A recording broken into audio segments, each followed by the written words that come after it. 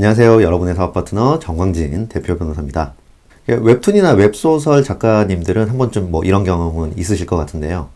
작가님, 같이 우리 하시죠 라는 반가운 말과 함께 계약서 파일이 도착을 합니다. 플랫폼도 유명하고 CP도 잘 알려져 있는 분이고 드디어 내 작품이 세상에 나오게 되겠구나 라고 해서 반가운 마음에 이렇게 계약서 파일을 열어봤는데 읽다 보면 나한테 불리한 건지 유리한 건지 확실히 잘 알 수가 없는 경우가 많습니다.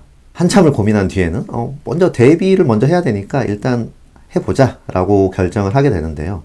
그런데 문제는 그 안에 숨어있던 독소 조항 하나 때문에 내 세계관, 2차 저작물, 그리고 앞으로 있을 내 작품 계획까지 한꺼번에 묶여서 엄청난 손해를 볼 수도 있다라는 점입니다.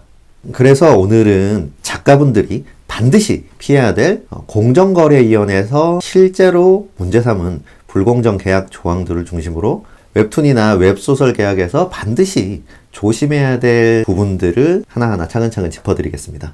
먼저 웹툰과 웹소설 계약은 계약 구조부터 조금 다릅니다. 먼저 웹툰 계약은 스토리 작가, 작화가, 스튜디오, 플랫폼 등 여러 주체가 얽혀있는 계약입니다. 그래서 계약서에 제작비, 분업 방식, 정산 방식이라든지 2차 사업 내용이 함께 들어가 있는 경우가 많습니다. 반면에 웹소설 같은 경우에는 보통 작가 대 출판사 또는 플랫폼 구조이게 됩니다. 그래서 원고 제공, 연재, 출판, 오디오북, 2차 사업이 하나의 계약에 묶이는 경우가 많습니다. 따라서 웹툰은 제작 과정하고 정산 구조가 핵심적이고 웹소설 같은 경우에는 내가 쓴 원작이 어디까지 활용되는지가 핵심입니다. 웹툰이나 웹소설 모두 공통점은 있습니다. 바로 연재 계약 하나에 너무 많은 권리를 이렇게 묶어두는 경우가 많다는 점이고 이게 바로 공정위가 문제 삼은 지점입니다. 많은 계약서가 이렇게 시작을 하게 됩니다. 이 작품의 저작권은 작가에게 있다. 당연한 말이죠. 근데 바로 밑에 이런 조항이 있는 경우가 많습니다. 이 본 작품을 원작으로 하는 드라마, 영화, 게임, 굿즈, 다른 산업들 모든 2차적 저작물 작성 및 사업화에 대한 권리는 회사에게 있다, 플랫폼에게 있다. 또는 본 웹툰으로부터 파생 가능한 모든 사업화에 대한 권리는 독점적으로 회사에 기속된다. 이런 조항들 말이죠. 이건 형식상 저작권은 작가에게 있지만 실제로 돈이 되는 권리는 모두 회사가 가져가는 구조가 되게 됩니다. 공정위는 바로 이런 점을 문제 삼았습니다. 웹툰이나 웹소설 계약에서 2차적 저작물과 관련된 포괄적 권한을 회사나 플랫폼이 가져가는 구조는 불공정하다라는 거죠. 그래서 공정위가 이렇게 정리를 했습니다. 연재 계약하고 2차적 저작물과 관련된 계약은 구분돼야 되고 파생되는 사업화에 대한 권리는 별도의 계약을 체결해야 된다. 실제로 공정위가 제시한 표준 계약서 같은 경우에도 연재 계약에서 부여하지 않는 권리는 모두 작가에게 기속된다 라는 점을 명확히 하고 있습니다. 즉 웹툰이나 웹소설 계약 같은 경우에도 연재 계약은 연재만 하고 2차 사업은 별도 협의한다. 이 구조가 정상적인 것임을 반드시 인지를 하고 계셔야 됩니다.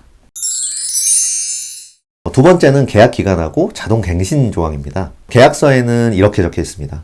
계약 기간은 연재 종료 후 3년으로 한다. 당연히 문제가 없죠. 이 문장을 봤을 때 작가는 내가 3년 뒤에는 자유로워지겠구나 라고 생각하실 수 있는데 문제는 다음 조항입니다. 다만 계약 기간 만료 3개월 전까지 서면으로 계약 종료 의사를 통보하지 않으면 동일 조건으로 몇 년씩 자동으로 연장된다. 이 말은 자세히 생각해 보면 작가가 아무런 조치를 취하지 않는 경우에는 계약이 3년, 5년, 7년 이런 식으로 영원히 끝나지 않을 경우가 발생할 수 있다는 겁니다. 당연히 공정위도 이런 구조는 문제가 있다라고 생각을 했고요. 왜냐하면 이런 구조는 사실상 계약 종료를 불가능하게 만들어서 작가가 사실상 부당한 계약 조항에서 영원히 벗어날 수 없게 한다라는 점 때문입니다.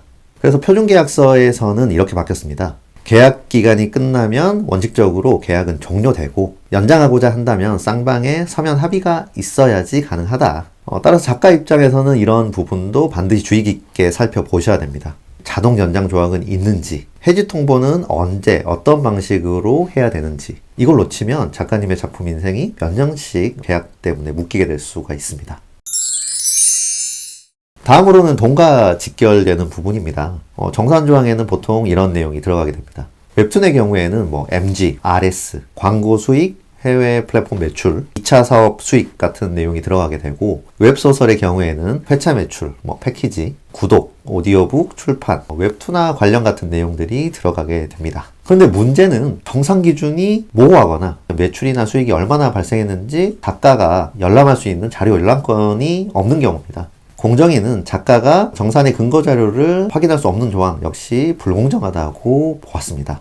또 하나 작가로서는 주의해야 될 점이 과도한 위약벌 조항입니다. 예를 들자면 작가가 계약의 일부 조항을 위반했을 시 회당 2천만 원의 위약금을 지급한다 라는 조항입니다. 위반의 정도와 관계없이 매번 일정한 금액을 위약벌로 내야 된다 라고 하면은 그건 역시 작가로서는 과도한 부담이 될 수 있습니다. 마지막으로 자주 보이는 게 이런 문장입니다. 서비스 가격, 무료 회차, 프로모션 방식은 회사의 정책에 따라서 변경될 수 있다. 그런데 이 말은 곧 수익 구조를 작가 동의 없이 회사가 일방적으로 변경할 수 있다라는 내용하고 동일합니다. 그래서 정산이나 위약금, 정책의 변경 방식은 반드시 작가 입장에서는 주의 깊게 살펴보셔야 됩니다. 이게 정말 많이 받는 질문인데요. 계약서에서는 제3자에게 계약 내용을 공개하는 것을 금지한다 라고 돼 있는데 이 말 때문에 변호사에게도 계약서를 보여주고 자문을 받으면은 계약 내용 위반이냐? 라는 질문을 많이 하십니다. 결론부터 말하자면 당연히 그렇지 않습니다. 변호사는 직업상 비밀 유지 의무를 가지고 있기 때문에 변호사에게 계약 내용에 대한 법률 자문을 받는 것까지 만약에 금지한다 라는 내용이라고 한다면 무효가 될 가능성이 매우 높습니다. 공정위 역시 계약서 검토를 변호사에게 맡기는 것을 금지한다 라는 취지의 조항은 매우 부당하다 라고 봤고, 이에 따라 공정위가 제시한 표준계약서에서도 계약서의 사전 검토를 위한 경우는 비밀 유지 의무 위반이 아니다 라고 예외를 명시하고 있습니다. 그러니까 계약서에 제3자에게 일체 공개를 금지한다 라는 규정이 있다고 하더라도 변호사에게 보내서 계약 내용을 검토받는 것은 일단 가능하다라는 점. 다만 가능하다라고 하면은 회사나 플랫폼에 요청을 하셔서 표준계약서에 따른 예외 조항을 반드시 넣어달라라고 요구하시는 게 분쟁을 사전에 예방할 수 있는 방법이라고는 할 수 있겠습니다. 오늘은 웹툰이나 웹소설 계약에서 공통적으로 문제가 되는 조항들을 공정위가 실제로 시정한 사례들을 중심으로 한번 살펴봤습니다. 여기까지 여러분의 사업 파트너 정광진 대표 변호사였습니다. 감사합니다.